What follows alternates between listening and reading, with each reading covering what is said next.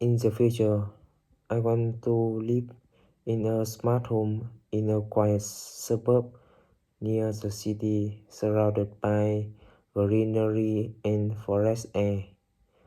The house will be equipped with smart technology such as automatic lighting, temperature controls, surveillance cameras, and a voice assistant to help me better manage my daily life.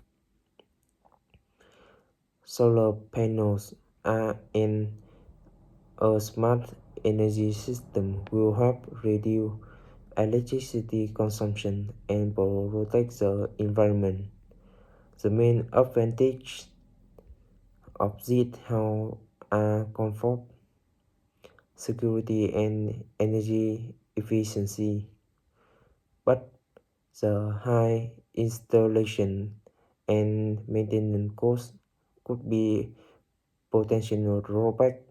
I hope to live here with my family, my parents, and my siblings so we can all enjoy a comfortable and safe